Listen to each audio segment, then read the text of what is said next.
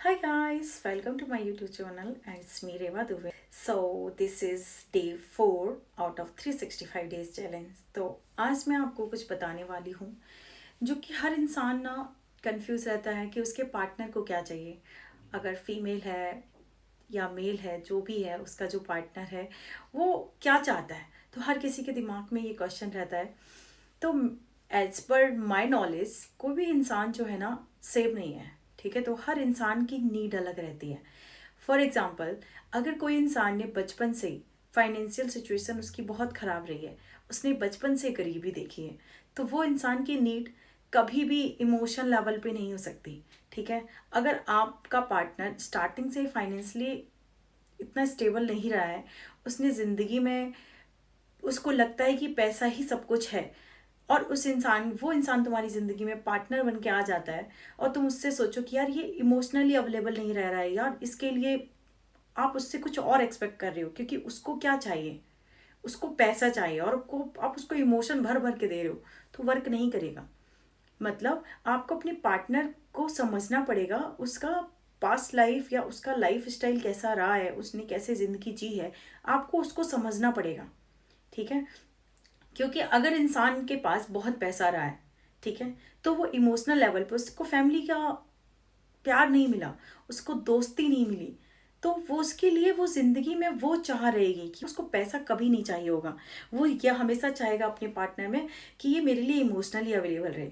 ठीक है, तो अगर आपका पार्टनर फाइनेंशियली स्टेबल रहा है, उसका पास्ट लाइफ, तो मतलब उसने ज़िंदगी में पैसा बहुत देखा है, तो उसकी ज़िंदगी में वो आपसे हमेशा इमोशन चाहेगी।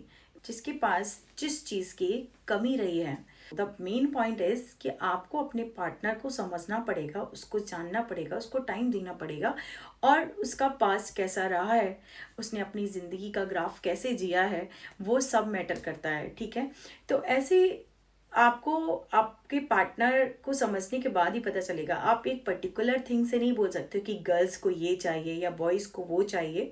ऐसा कुछ नहीं होता है, क्योंकि ये सारी चीज़ें वेरी करती है पर्सन टू पर्सन कि उनका एक्सपीरियंस कैसा रहा है। आपका पार्टनर क्या चाहता है तो आपसे बेहतर और कोई नहीं समझ सकता, बिकॉज आप उसको बेहतर समझते हो। लेकिन एक चीज़ है, बहुत से पार्टनर जो होते हैं वो काफ़ी सीक्रेटिव होते हैं, तो वो अपनी चीज़ों को बहुत हाइड रखते हैं और अपनी चीज़ों को एक्सप्लेन नहीं करते हैं, इंट्रोवर्ट होते हैं और शायद वो बताना नहीं चाहते हैं। तो ऐसे लोगों के लिए आप एक काम कर सकते हो, उनको समझने के लिए आप एंग्जाइटी मत लो, आप टैरो कार्ड में मत जाओ, इतना स्ट्रेस में मत आओ।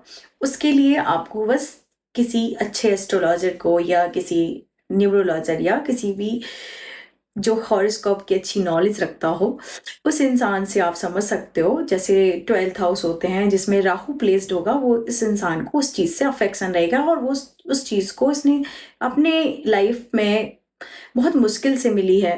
ठीक है ना, तो इससे पता कर सकते हो कि उसने कि वो किस लाइफ चीज़ों से गोन थ्रू हुई है और उसको लाइफ में किस चीज़ की नीड रहने वाली है।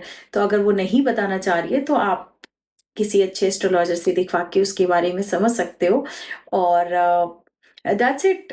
तो लाइक हर पार्टनर का पर्सन टू पर्सन वेरी करता है। आप एक किसी पर्टिकुलर थिंग से कि अगर ये लड़की है तो इसको ये चाहिए, इसको पैसा चाहिए, ये चाहिए, ऐसा कुछ भी नहीं है।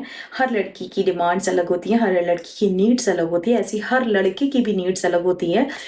बस ये एक साइकिल है, यूनिवर्स में बोला जाता है कि हम जिस चीज़ से गुज़रते हैं, हम जिस चीज़ को नहीं पा सकते हैं, या बचपन से हम जिस चीज़ की कमी में रहे हैं, तो हमें हमेशा उस चीज़ की चाह रहती है। तो लाइफ में जिसने जो भी चीज़ जिसको नहीं मिली है, वो उसी को पाने के लिए ही बेताब है। So that's it, and please like, share and subscribe to my YouTube channel, and love you all. Please subscribe.